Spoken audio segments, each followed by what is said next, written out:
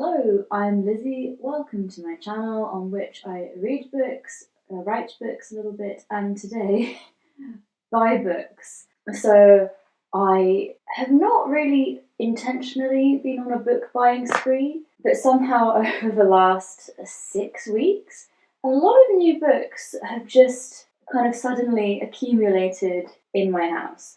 I had someone gave me one book voucher, which I spent online, and then I supplemented that purchase with a couple of second-hand books, and I went to several bookshops, apparently, and somehow the cumulative result of all of that is that I have bought like this many books that I now own.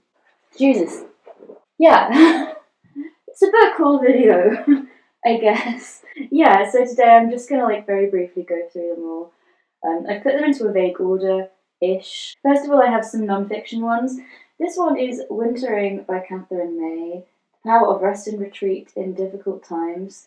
I bought this basically because I wanted someone to tell me that it was alright to spend the entire winter on the sofa wrapped in a blanket not doing anything. I just wanted that validation. I don't know if this book is actually that. I read the first 2 pages and it's reminding me a lot of the depth psychology book that I'm already reading. And when I say reading, I mean I've been ignoring it for 2 months. I don't think it's really my thing.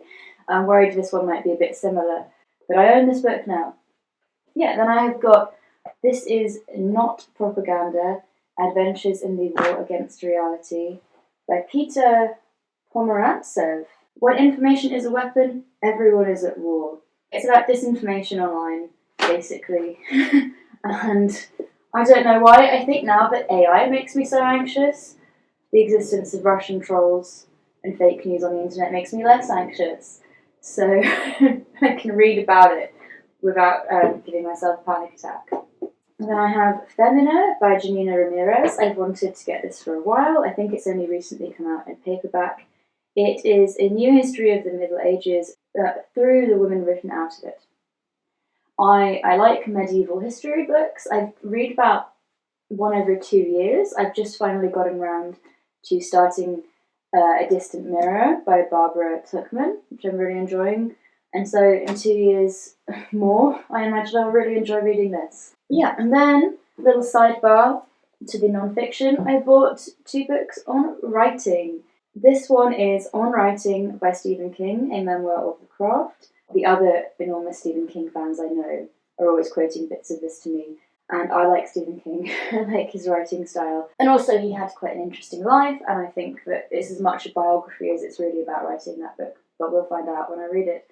And then this one is a slightly old school creative book, or creativity book. It's called The Gift by Lewis Hyde, How the Creative Spirit Transforms the World.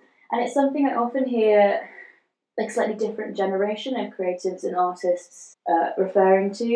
And I think it's basically about how nice it is to do creative things and how maybe what a good person you are if you do them. Apparently Margaret Atwood likes it, Zadie Smith likes it, so it can't be bad, really. Yeah, and then, the rest of this huge stack are all fiction paperbacks.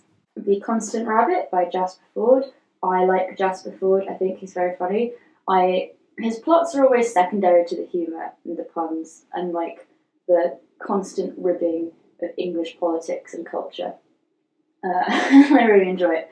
This book I've been avoiding because it sounds like it's mostly about Brexit. Human-sized rabbits emigrating to the UK. It's a mass rehoming of 1.2 million rabbits in Wales. They have an aggressive vegan agenda and too many children. But whatever his books are supposed to be about, he always just includes a bunch of wacky concepts. A series that begins with, I can't remember what it's called, with a Jane Eyre reference. It's like everyone's obsessed with Shakespeare and there are animatronic Shakespeares and Marlowes everywhere. And also Neanderthals still exist in society and they never got wiped out. And you can jump in and out of books. And it's you didn't need to do all of that, but you did, and I like it. Thank you. So yeah, it's going to be great. This is Juno Dawson, Her Majestys Royal Coven. I think Juno Dawson is I would consider her to be a newish fantasy author, part of the new wave. I'm excited for this because I like fantasy mixed with historical novels or like British society. This is royal coven of witches that protect the crown and country from magical forces. Yeah, I've been meaning to give one of her books a chance for a while, and I think this will be. It looks enjoyable. I think it's got good vibes. We'll see. This one I am both excited to find out exists and slightly annoyed. It's about people who run a newspaper covering paranormal activity, I think, Stranger Times. And I wanted to write a book about people who run a newspaper covering paranormal activity. But I never got around to it, so that just shows me that I should write my ideas sooner. Yeah, dedicated to reporting the weird and the wonderful, The Stranger Times is Manchester's go-to newspaper for the unexplained and inexplicable. This is an experimental buy, and I'll explain why. This is The Children of Hurin by J.R.R. Tolkien, and I keep on seeing these kind of new publications, and I always read the back, and I'm like, that sounds a lot like something that's already in the Silmarillion, but I can't really remember. And also, the Silmarillion has what you might call repeating motifs, or stories that are quite similar to each other in the core plot beats. I think he did it on purpose. And so I'm always like, is this just a repurposed section of the Silmarillion? Is this an expanded section? Is this a completely new thing? So I've got my copy of the Silmarillion somewhere. I've got this, and I'm going to have a look, and I'm going to see if these are worth buying. I've been meaning to reread the Silmarillion for a while, so if this is indeed a reprinting of something in the Silmarillion, I will have accidentally succeeded in having reread at least part of it. I know that technically it won't be, but I just wonder if it's worth having this kind of thing as well. Yeah, and then this one is the Twilight World by Werner Herzog. I like Werner Herzog as a kind of concept.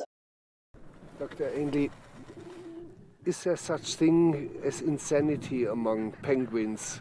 We saw him heading straight towards the mountains, some 70 kilometers away. But why? It's very iconic. But this book is very short.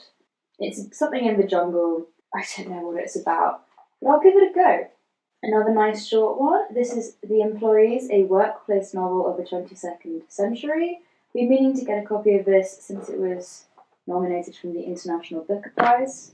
It's formulated as a bunch of interviews with people on a ship, I think it's a spaceship. And I thought it would be, I don't know, it just appealed to me. I like the title somehow. This is another Garth Nix book that I've been meaning to get to for a long time. The Left-Handed Booksellers of London.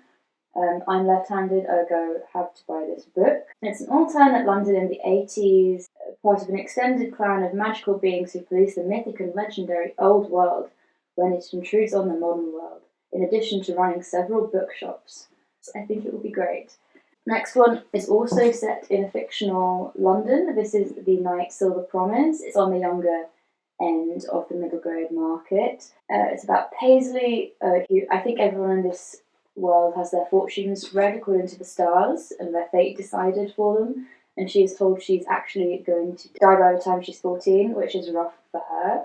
But luckily she lives in a cool steampunk London full of dragons, and she has to hunt for her missing scientist mother and do lots of quests, and I think somehow she's going to make it. I don't know. My instinct suggests she may actually survive past 14, but we'll have to read the book and find out for sure. And I got Deep Light by Frances Hardinge. I've been hearing a lot of good things about Frances Hardinge as a writer. Yeah, very imaginative, very varied. All of her books have different fantasy world building and they're all quite unique. This one is like an oceany fantasy world. It just looks nice, doesn't it? I think it will be a good read. This is Rubel Skies, One Girl Against an Empire by Anne Lin. Empire in Turmoil, Sky Cities, yes. Paper Spirits. Oh yeah, this book has a magic system involving animated origami spirits and animals, and someone's probably going to rebel against someone. I'm excited about this, and I think the cover art is really beautiful and very dynamic and cool.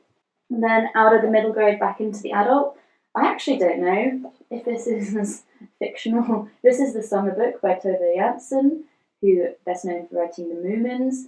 But everyone always loves this book. Every summer, at least one independent bookshop will put this in their displays that I will go to. And I finally bought one. But yeah, I think it's about going to a nice island, an elderly artist and her 6-year-old granddaughter, summer in Finland, and I think it's widely considered to be a very good book.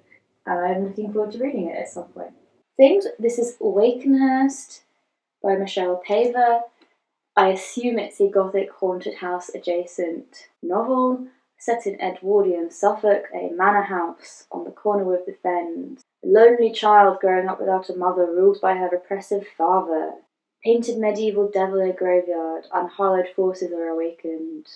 Sounds really fun. And then this one is The Essex Serpent, which I bought only because this particular edition has a really nice cover.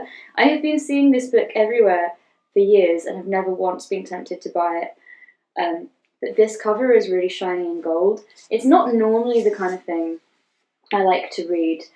This is like a historical novel with no fantasy in it. Like, I think everything in this book is rooted in reality. Like, hello, what? Yeah, I think it might be about some people hunting for an eel. Maybe it'll be fun in its own way.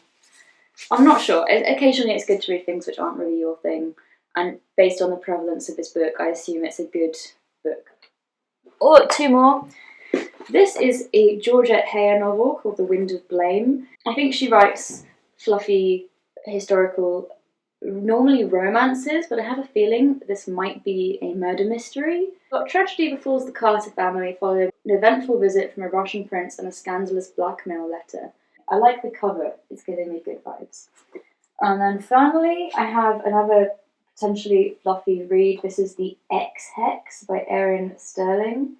And it says, never mix vodka with witchcraft. Ho ho. This is a woman who drunkenly puts a curse on her ex-boyfriend and then realises that it's still in place many years later.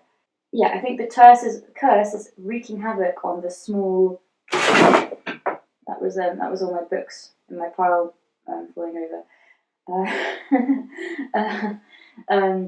Magic wreaking havoc on the small town where they live. Her and her ex must team up to solve it. Will they then inevitably re-fall in love? Probably not. I'm sure everyone ends up single and alone at the end of this book and moving back to the city to focus on their career. Anyway, that's the end of the book haul. Thank you for listening to me describe 1, 2, 16. Thank you for listening to me describe 18 books. I can read them all. I can and I will. It's going to be great. Thank you very much for watching this video. Wish me luck reading all of these books. And hopefully I'll see you soon.